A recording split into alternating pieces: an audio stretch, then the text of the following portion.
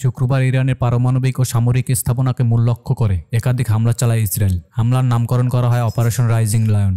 হামলায় ইরানের সশস্ত্র বাহিনীর প্রধান major general Mohammad Bagheri, revolutionary guard এর কমান্ডার হোসাইন সালামি সহ বেশ কয়েকজন শীর্ষ সামরিক কর্মকর্তা ও অন্তত ৬ জন পরমাণু বিজ্ঞানীর মৃত্যুর খবর নিশ্চিত করেছে ইরান।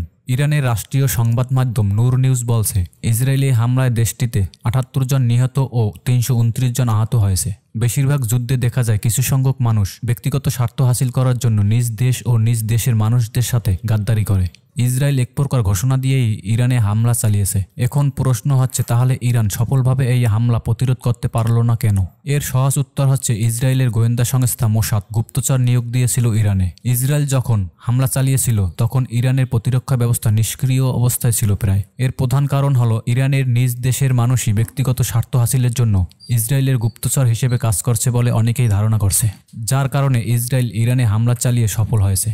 ইরানের উচিত হবে খুব দ্রুতই গুপ্তচরদের খুঁজে বের করা, বিশেষজ্ঞরা এমনটাই মনে করছেন। ইরানে হামলার পরপরই পাল্টা হামলার সংখ্যায় নিজ দেশে জরুরি অবস্থা জারি করেছে ইসরায়েলি সরকার এবং নেতানিয়াহু নিরাপদ বাংকারে আশ্রয় নেয়। হামলার প্রতিশোধ হিসেবে অপারেশন টুরুপরমিস 3 পরিচালনা করে ইরান। ইসরায়েলের আয়রন ডোম নিয়ে অহংকার করা প্রতিরক্ষা সিস্টেম ভেদ করে ইসরায়েলে বিভিন্ন স্থাপনায় আঘাত হানে ইরানের ড্রোন ও ব্যালিস্টিক মিসাইল। এতে বেশ কিছু হতাহতের ঘটনা ঘটে। ইরান ও ইসরায়েলের পাল্টাপাল্টি হামলা চলমান রয়েছে। শনিবার রাতেও ইসরায়েল প্রথমে ইরানের গ্যাস ক্ষেত্রে ও জ্বালানি ডিপোতে হামলা চালায়। এতে ব্যাপক ক্ষয়ক্ষতি হয়েছে ইরানের। ইরানও বসে নেই, হামলার জবাব দিল সেই রাতেই।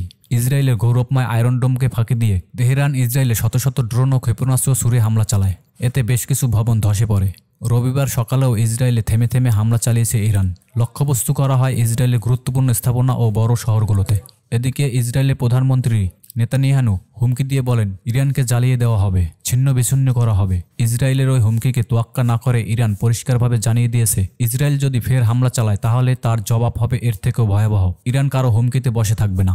এদিকে দ্য টাইমস অফ ইসরায়েল জানিয়েছে, দুদিনের হামলায় ইসরায়েলের এখন পর্যন্ত ৮ জন নিহত হয়েছে, আহত হয়েছে প্রায় ২ শতাধিক মানুষ।